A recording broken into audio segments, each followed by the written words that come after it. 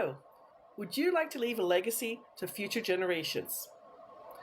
Number 2, do you want to save federal taxes year after year, generation after generation? Number 3, do you want to know the secrets of the rich?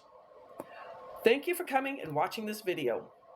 My name is Sally Gimmon, and I am the owner of thetrustisyou.com, and I want to teach as many U.S. business owners, U.S. 1099 income earners, and U.S. investors how they can save money of the federal taxes year after year, generation after generation. The Spendthrift Trust is legal, copywritten in the IRS Tax Code 643B. The trust I sell is called the Benson Financial Trust. It was written 76 years ago by Paul Benson, a Harvard law professor, who it's never been audited, and they will give you a certification saying if you're questioned by the IRS, they will defend you free of charge. So let's get into this a little bit. Let me give you a little bit of a history and then tell you about my story and see how I can help you save money. The Spendthrift Trust comes from England way back when King Henry VIII started the Church of England. That famous king who chopped off all his wives' heads started a church so he could divorce his wives. He went to go tax the lords and ladies of England. They went further back to the history, to the Magna Carta. They said, no, King Henry VIII, you can't do this. It's contract law that came to the colonies while we were still part of the United States. The law firm I work on behalf of has inherited a trust that turned 350 years old in 2023. For 3.5 centuries, they're saving taxes. Congratulations to them. Our current tax code, what we have right now, went into effect in February 1913 and was only supposed to be around for a few years. Well, it's now 100 years later, and it's huge. It's 10 times the size of all of Shakespeare's work if they're lined up together. I prefer to read Shakespeare over the tax code. So back in 1913, the super rich families, the Carnegies, the DuPonts, the Kennedys, and the Rockefellers made sure they could continue to save taxes. If they can save taxes, why can't we save taxes? This is why I want to teach this to as many U.S. business owners, U.S. 1099 income earners, and U.S. investors how they too can save taxes. My personal story. My name is Sally Gimmon, and October of 2018 was a watershed month for me. 3 major things happened at that time. I was living in Phoenix, Arizona, and my oldest nephew was getting married in Charlotte, and I could not get any time off work because I was a Medicare broker and it was open enrollment. I literally worked until 8 o'clock the night before the wedding, drove myself to Sky Harbor Airport, did a red eye, went to the wedding, and on Sunday I had to fly back because I had to be back at work at 6 o'clock Monday morning. Not a fun time for the wedding. A crazy weekend. The second thing that happened, I bought my dream car, a Hyundai Veloster, a little sports car with a moonroof. Love that car. I was driving home from work with the moonroof open. I had it for 3 weeks. I was driving to work in the morning. I was the second car through a green light on Indian School Road, a major east-west road in Phoenix, when some idiot ran the red light, T-boned me on the passenger side, and he had no insurance. Guess what? Sally had no gap insurance. So I had to get another car. 2 car payments. I all of a sudden went from being comfortable to eating ramen noodles twice a week. Third thing that happened. I was living in Phoenix. My mom and dad were living in Goodyear, Arizona. They drove from Goodyear to Charlotte, and my mom got dehydrated, and she got septic of the blood and was on a ventilator for 13 months and in the hospital for 15 months. My mom and dad, who were only supposed to be gone for 2 weeks, stayed in the Charlotte area for 9 months. After the wedding, I was driving out to my parents' house once a week to do the mail. First week of December, a letter from Medicare Services that was 27 pages thick said my mom's first month in the hospital on a ventilator was $72,000. Yikes. I'm standing in my parents' kitchen. I have a mortgage. I have 2 car payments. I have student loans. I have credit card payments. I have other things. My health bill. I have an $8,000 deductible on my health bill. When I got T-boned, someone wanted to call an ambulance. I'm like, please don't call an ambulance. I can't afford an ambulance. I wanted to make sure that things could start going well for me. Right then and there, I called my friend Glenn, who had invited me to a real estate meeting back in August, and said, Glenn, I need to change my life today. He's like, Sally, next week we're having a Christmas potluck party.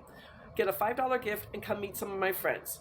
I don't know about y'all, but going to a party, that's a little bit scary. I'm so glad I did. In 2019, working full-time as a Medicare broker, I wholesaled 7 properties nationwide and paid off all my debt. Woohoo! I was a rock star in my real estate group. Everyone thought I was doing great. Well, come April 2020, my CPA in Scottsdale asked me to come in, and my personal taxes went from 22% up to 24%. There are 7 layers to taxes, from 10% to 35%, and 4 ways to file your taxes. And then he says, Sally, you owe the federal government $79,000 in short-term capital gains for all the wholesaling you did. He put me on a payment plan of $12,000 a month. I kept it together. I got my parking validated. I went down to the parking garage and I cried for 20 minutes. What the heck was I going to do? Drive home in the sunset, because Scottsdale's east of Phoenix. Get home, my boyfriend's making me dinner. We sat there staring at each other going, oh boy, what are we going to do? My great aunt Kitty always said, sleep on it. Put a thought into your mind and sleep on it. Next morning, I started researching the Rockefellers Spendthrift Trust. I read an article about the Spendthrift Trust. They call it The Office. Their policy's been around for 7 generations and have 400 people in it. Well, if the Rockefellers can do it, why can't Sally do this? I went on a quest for 5 months. In September of 2000, I found a private law firm with the Benson Financial Trust. I started both my business trust and my beneficial trust, and I became a representative for them.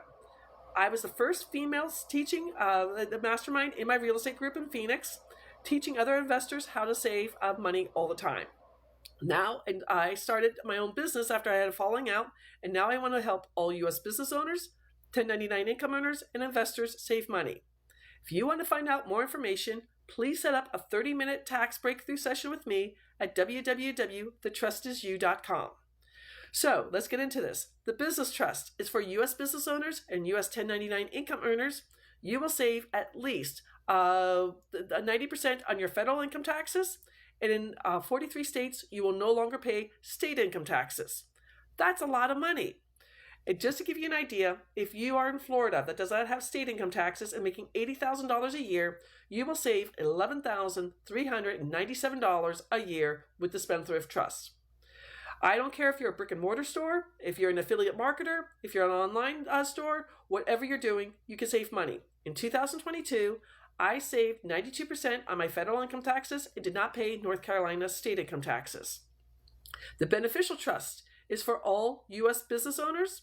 The beneficial trust is for all investors. You will save the following 5 taxes. You will no longer pay capital gains, short-term or long-term, on any profits. You will no longer pay interest income if you're a passive investor, forex investor, day trader, forex investor, doing creative financing or seller financing. You will no longer pay dividend income taxes if you're in the stock market, you're a day trader, or doing commodities trading. You will no longer pay rental income taxes if you are a short-term rental like Airbnb, vacation rentals, or traveling nurses, or if you have 5 doors, 10 doors, 20 doors, 30 doors. Yes, you can take depreciation. Yes, you can take cost averaging, but I didn't tell you the 4 ways the trust will save you money. Number 1, you'll save taxes. Number 2, your information is private. Number 3, all judgments become frivolous. And number 4, you won't have to do the 2024 Corporate Transparency Act from the Treasury Department. And the 5th tax you won't save is royalty income taxes. So if you are an actor, an actress, a writer, an author, a musician, if you're in the NFT world, if you have copyrighted information, patents, or mineral rights, you will save so much money. Again, I'm inviting you to set up a 30-minute tax breakthrough session with me at www.thetrustisyou.com/scheduling. When you set up a meeting, I'll take you out to NerdWallet, a free website, show you the formula for your taxes, show you how much you will save. I will send you 3 articles from Forbes magazine about the Spendthrift Trust. I will send you 2 pages of case law. I want to help as many U.S. business owners, U.S. 1099 income earners, and U.S. investors save as much money as they can on taxes. Take care and have a beautiful day. Bye-bye.